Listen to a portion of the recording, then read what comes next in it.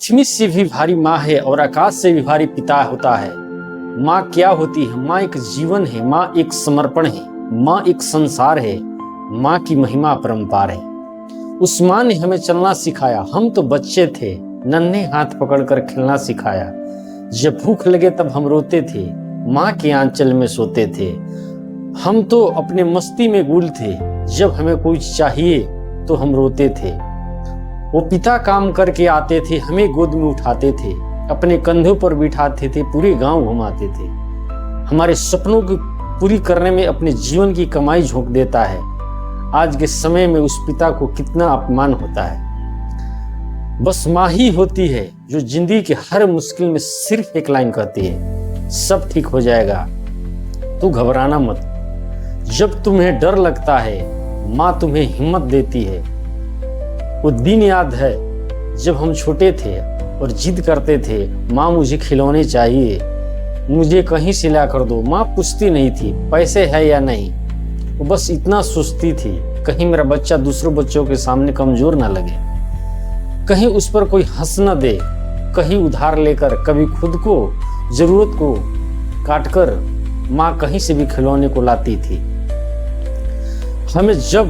हमें तब नहीं समझ आता था कि वो खिलौने नहीं था, वो बस माँ का प्यार था। अगर कोई बच्चे से मारपीट कर दे तो माँ उस बच्चों के लिए काल बन जाती थी। माँ अपना खाना बच्चों को खिला देती, अपने भूखे सो जाती है। माँ और बाप ऐसे पेड़ होते हैं जिनकी छांव में खड़े होकर हमें धूप का एहसास ही नहीं होता। और इंसान की फितरत देखो, जब छांव मिलती रहती है हम पेड़ की कद्र ही नहीं करते। आज जब जिंदगी धूप तेज लग रही है तब समझ में आ रहा है माँ बाप क्या होते हैं।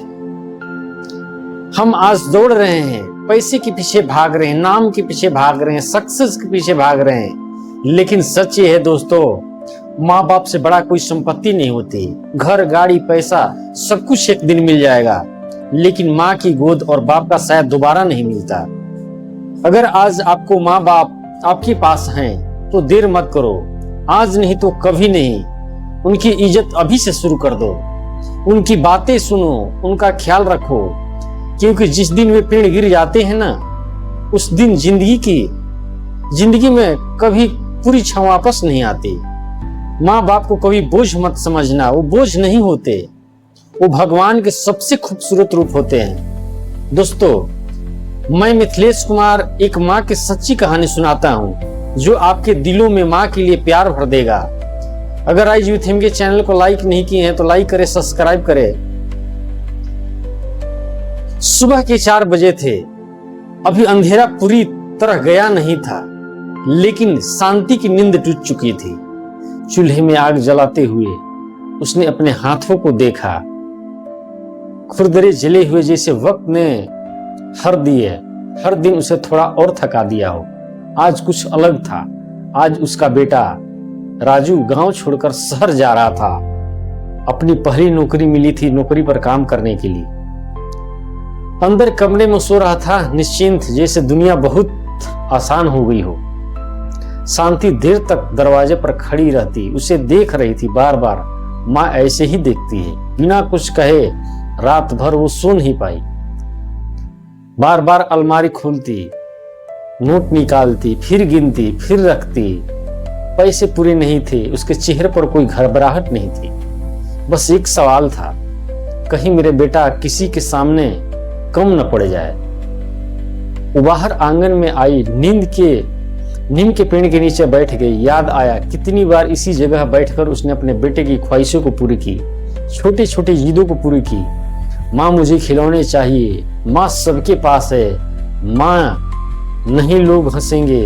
हर बार माँ ने यही सोचा, मेरा बच्चा कभी किसी से छोटा न लगे। आज भी वही सोच थी। वो अंदर गई, अलमारी में कुछ पुराने उसके गहने पड़े थे, वो गहने लेकर आई और अगली सुबह जाकर गांव के एक सुनार के पास वहां रख देती है। वहां से कुछ पैसे लेकर आती है और अपने बच्चे के पर्स में चुपचाप रख देती है। फिर खाना बनाती है, उसके बैग पैक करती है और बच्चा सुबह उठकर फ्रेश होकर माँ के पैर छूता है और शहर जाने के लिए तैयार होता है। माँ को आंखों में आंसू थे, लेकिन उसने माँ ने हिम्मत दिया बेटा जहां जाना वहां अच्छे से रहना, सबके साथ अच्छा बिहेव करना, तभी तुमको सभी वहां वैल्यू देंगे। माँ की इस बातों को लेकर लड़का ने चल दिया, बस पकड़ा। शहर में जैसे ही पहुंचा वहां इतना भीड़ भड़ा था, वहां कोई एक दूसरे से ना बोल रहा है ना चाल रहा है, सब अपने काम में बिजी है। उसको जिस एड्रेस पर जाना था उस एड्रेस पर पहुंचा, वहां उसने अपने काम में ज्वाइनिंग की, अपने काम अगले दिन से काम में लग गया। वहां का बॉस था, उसने बोला कि जल्दी से काम सीख लो, जल्दी से पकड़ने की कोशिश करो। वो लड़का राजू अपने काम में मग्न हो गया, करते रहा। एक दिन दोपहर टिफिन के टाइम जैसे ही छुट्टी हुआ खाना खाने के लिए, सभी गए, सब उठकर खाना खाने लगे। खाना खाकर ना कोई एक दूसरे से बात कर रहा है, सब कोई अपने अपने मोबाइल में लग गए। उसे देखकर बहुत ही आश्चर्य हुआ। तब तक उसकी माँ का फोन आता है। उसी समय उसने माँ का फोन देखा लेकिन फोन उठाया नहीं, बोला कि शाम को बात कर लेंगे। गांव में माँ बार बार उसको इंतजार कर रही थी, बेटा मेरा फोन करेगा, बेटा मेरा फोन करेगा। लेकिन उस दिन उसने फोन नहीं किया। अगले दिन जैसे ही गया ऑफिस में पहुंचा, वहां राजू से अचानक कुछ गलती हो गई। राजू की गलती होने के बाद उसके बॉस ने इतने जोर से डांटा सभी के सामने कि जल्दी से काम सीख लो, नहीं तो तुम्हारे इसे 10 खड़े हैं। राजू को बहुत फीलिंग हुआ, उसने कुछ कहा नहीं। जैसे ही टिफिन का टाइम हुआ, सबने माँ को अपने फोन लगाया। माँ ने तुरंत फोन उठा लिया और माँ बोली कि बेटा घबराना मत, अभी तू सीख रहा है, बहुत जल्दी सीख जाएगा। इस बातों को राजू ने कुछ बोला नहीं, लेकिन माँ ने समझ ली कि बेटा अभी नया है। फिर कुछ दिन के बाद राजू को उसी ऑफिस में एक लड़की थी, उससे बातें करते करते पता नहीं चला उसके साथ इतना मेल मिलाप हो गया, जिससे राजू को धीरे धीरे उस लड़की से प्रेम हो गया और एक दूसरे से बातें करना, हंसना खेलना अब ऐसा लगने लगा कि उससे अच्छा कोई है ही नहीं दुनिया में। एक दिन क्या हुआ, उसने अपने घर वालों को बताई उस लड़की ने, घर वाले नहीं माने। उसने राजू को बताया कि हमारे घर वाले माता पिता मेरे मन नहीं मान रहे, क्या करें, मैं तुम्हारे बगैर नहीं रह सकती। राजू ने कुछ बोला नहीं, चुपचाप अपने रूम पर अगले दिन चला गया। नेक्स्ट दिन जब आते हैं दोनों पकड़ के रोने लगी इसको, और उसी समय दोनों ने फैसला किया कि चलो कोर्ट में चलते हैं, और कोर्ट में जाकर उन दोनों ने शादी कर लिया। तो ये सब इतने अचानक हुआ कि किसी को पता ही नहीं चला। कोर्ट मैरिज होने के बाद लड़की वाले को घर को पता चला। अब वो लड़की वाले बोले कि जीवन में कभी मेरे घर के दरवाजे पर मत आना, तुमने हमारी इज्जत धजिया उड़ा दी। लड़की रो रो को कुछ बोली नहीं और राजू के साथ खुशी खुशी रहने लगी। लेकिन राजू इन धीरे धीरे इस चीजों में अपनी माँ से दूर होता चला गया। माँ को बाई चांस कभी फोन करता, कभी नहीं करता, लेकिन माँ इंतजार में रहती। एक दिन क्या हुआ, राजू अपने वाइफ से बोला चलो ना गांव चलते हैं, माँ की बहुत याद आ रही है। उसने छुट्टी का अप्लाई किया और वो भी अपने बोले कि चलो यार, अपने हस्बैंड की जिद के आगे वो भी मान गई। साथ में गए, उस गांव में गए, वही पुराना घर था। उस देख के थोड़ा आश्चर्य हुआ उस लड़की को। उसकी वाइफ को बोली कि कितना गरीब घर का है राजू। उसने माँ के चरण छुए। माँ ने देखा है उस लड़की को सुहाग में पैर में सिंदूर लगाए हुए और साड़ी पहने हुए, तो माँ को भी आश्चर्य हुआ। माँ ने पूछा बेटा ये कौन है? माँ ने बोला कि बेटा ने बोला माँ ये तुम्हारी बहू है। माँ इतनी खुश हुई, वो कुछ नहीं बोला कि राजू कहाँ से कैसे क्यों किया, मेरे को एक बार भी क्यों नहीं बोला, कुछ नहीं। माँ ने उनकी आरती उतारी, घर में खाना बनाई, उनको खिलाई। इतनी खुश हुई माँ कि जीवन में पहली बार इतनी खुश थी अपने बेटे बहू को देखकर। दोनों साथ में बहुत दिन, कुछ दिन रहे वहां, 10 से 12 दिन 15 दिन वहां रहे गांव में। उसके बाद बेटे ने बोला कि माँ चलो तुम मेरे पास वहीं रहना। राजू ने बोला कि माँ ने बोला कि नहीं यार, मैं घर छोड़ के कहाँ जाऊंगी, मैं यही हमको अच्छा लगता है। लेकिन बेटे ने इतना जिद किया कि माँ को लेकर जाना ही पड़ा। माँ आखिर अंत में तैयार हुई, साथ में गई, और साथ में जाने के बाद वहां एक जो उसका कमरा लिया था रेंट पर, उसी में रहने लगे। 2 रूम था, एक लेटरिन बाथरूम किचन सब कुछ था। एक में माँ रहती और एक में पति पत्नी रहते थे। लेकिन वहां माँ वहां अकेला फील करती थी, क्योंकि पत्नी थी वो भी साथ में काम करती, तो दोनों काम में चले जाते, माँ अकेला हो जाती थी घर में। कुछ दिन चलता रहा। लेकिन वहां रहने के बाद राजू की वाइफ को अच्छा नहीं लगता था कि बुढ़िया कब जाएगी यहाँ से, वो मन में ही सोचती थी। पता नहीं एक दिन टेबल से गिलास गिर गया और टूट गया, तो उसकी वाइफ, राजू की वाइफ ने इतने जोर से उस मम्मी को डांटा। माँ चुप हो गई, बोली कि तुम यहाँ से क्यों नहीं, जब बहुत भला खोटा जो भी सुनाना था उस राजू को, मम्मी को उसने सुलाया। अपनी माँ की आंखों में आंसू थे, उन्हें कुछ बोल नहीं पाए,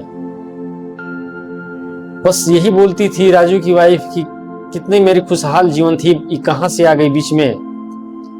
राजू जब भी आता, ऑफिस से आता, उसके पास, माँ के पास बैठ के बातें चित करता। ये देख के उसके अंदर से जलन हो रही थी। यह नेचुरली चीज है। जो आजकल के जनरेशन है, जो आजकल के जो नए वाइफ जो आ रही है घर को चलाने वाली, बस यही सीख कर आ रही कि जाते ही सास से पहले ही अपने हस्बैंड की माता से पहले ही दुश्मनी कर लेना, उनसे मुंह फुला लेना। और यही नए जनरेशन यही सब सीख के आ रहे हैं भाई। ये घर घर की कहानी हो गई है। वो भी उसी प्रकार से थी, वो भी अपने सास के साथ ऐसे ही करने लगी। राजू की माँ कुछ बोलती नहीं थी, लेकिन अपने पैर हमेशा पीछे खींच लेती थी। बेटा समझेगा, जानेगा तो ही बोलेगा कि अब माँ के चलते ये सारे कहानी घर में उत्पन्न हो रही है। उसने कुछ नहीं बोली, बस एक दिन आई और राजू से बोली कि बेटा मेरे जो गांव पहुंचा दो, मुझे यहाँ मन नहीं लगता है।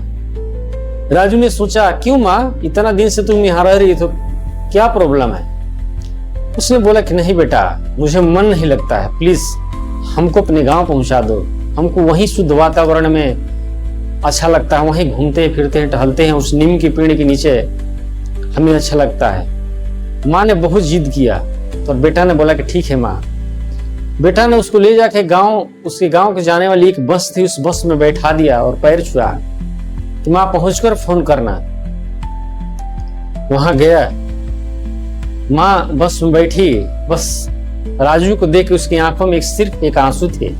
माँ कुछ नहीं बोली, वो चुपचाप वहीं चली गई, अपने गांव में चली गई और गांव में गई, वहां रहने लगी।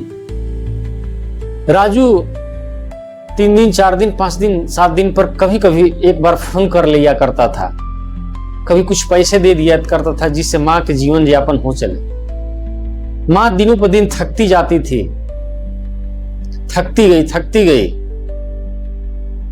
और राजू की ही याद में उसकी तबीयत लगातार बिगड़ती गई। और इसकी पत्नी बहुत बार, जब राजू अपनी माँ से बात करने को आता, उसकी पत्नी उसके बहुत जोर से चिल्लाती, क्या है माँ में क्या रखा है, बार बार माँ माँ किए रहते हो। राजू भी फिर सहम जाता, अपने फिर काम में चला जाता। एक दिन अचानक उसकी माँ का बहुत तबीयत खराब हुआ और वो गांव के जो अगल बगल से पड़ोसी थे उसे हॉस्पिटल में ले गए। बस वहां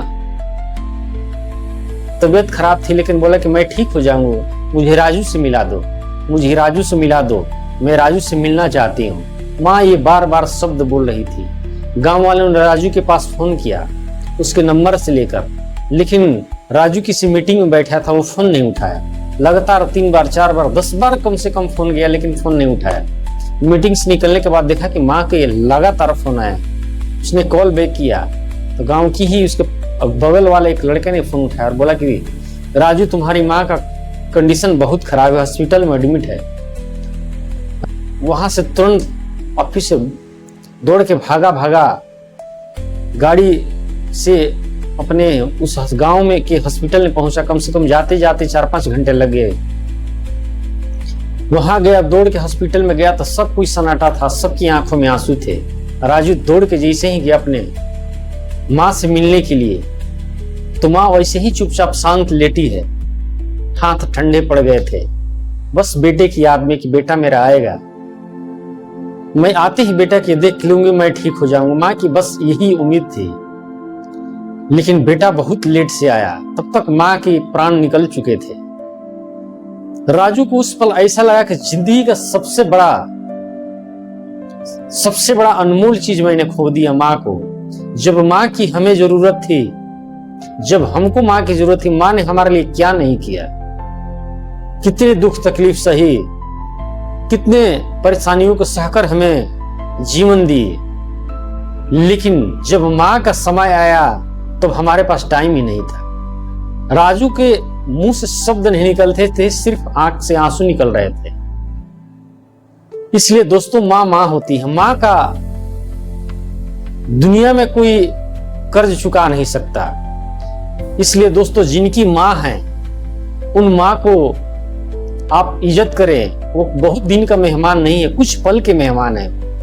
वो याद रखना, माँ बाप अगर घर में हो तो घर छोटा नहीं होता, लेकिन अगर घर में इज्जत ना हो तो महल भी पराया लगने लगता है। अगर आज आपकी माँ आपके पास है तो समय रहते उसे अपना बना लो, क्योंकि जब माँ खुद को चुपचाप पीछे कर लेती है ना, उस दिन कोई आवाज नहीं आती, लेकिन जिंदगी हमेशा के लिए खाली हो जाती है।